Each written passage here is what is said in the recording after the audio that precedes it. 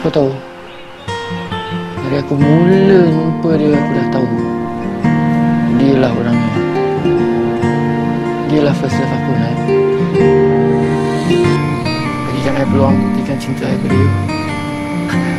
Mungkin saya tak sempurna seperti yang you inginkan, tapi saya takkan mengalah.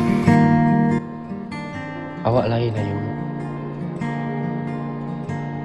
Pertama kali saya jumpa awak, awak dah ubah segala-galanya dalam hidup saya. Awak ubah perasaan saya. Awak ubah cara saya berfikir. Dan awak beri semangat baru dalam hidup saya. Saya mencintai awak.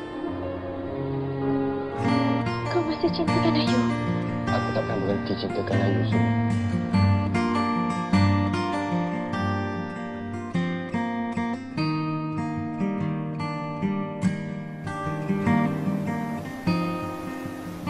그 아저씨한테도 물어봤었거든요. 왜 여기 들여다보냐고. 그랬더니 뭐래서요?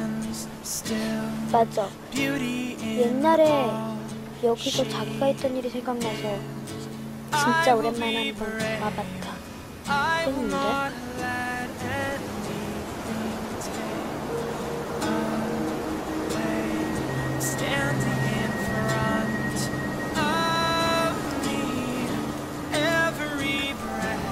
그 아저씨 얼굴 봤어?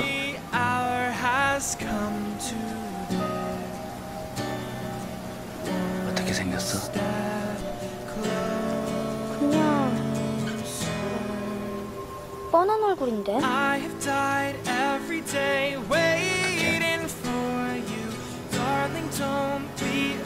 그냥 평범해요. Love you for 1,000 more. And all along I believed I would find you. Time has brought your heart to me. I have loved you for 1,000. Tuan-tuan, yang terbeliak masa nak mati ni apa? Yang terbeliak masa nak mati, dia nampak apa yang dia akan jumpa. Dia tengok apa yang dia akan jumpa dalam kubur, apa yang dia akan jumpa dalam neraka. Dia tengok apa yang dia pernah buat dalam dunia. Allah tunjukkan masa dia nak mati. Mu kena takut api neraka. Faham? Yang api han bakarangnya adalah manusia dan berhala-berhala tau mereka. Dia tak takut. Orang-orang yang tak mau semayang, tak mau puasa, tak mau mengikut akan ajaran agama Islam, orang ni teh dulu dalam api.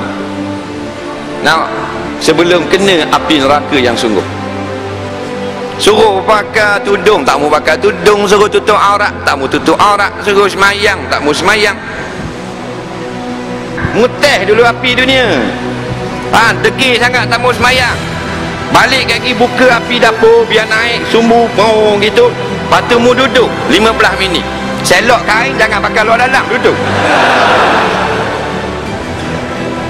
Dengar tuku-tuku buat pergi hospital, lekat di punggung. Tu baru api dunia. Allah beritahu pada Rasul, supaya Rasul beritahu pada kita, api neraka Allah 70 kali lebih panas daripada api dunia. Dalam hadis yang lain Nabi kata, jikalau ahli neraka yang sedang bertepik melolong azab dalam neraka diletak di dalam api dunia, nescaya mereka akan tidur kerana sejuk. Tak usah degil lah. Ada pula orang mari masjid, dengar orang ngajar, situ kuliah tafsir, situ kuliah hadis, situ halal haram, sini bab semayang. Dia duduk lepak bira jalan, dia duduk sembang kat tiang go. Tengok IC Islam. Kalau Islam pergi masjid lah. Main bola petang tadi dah kan. Kalau Islam berhentilah menyaga, semayang dulu.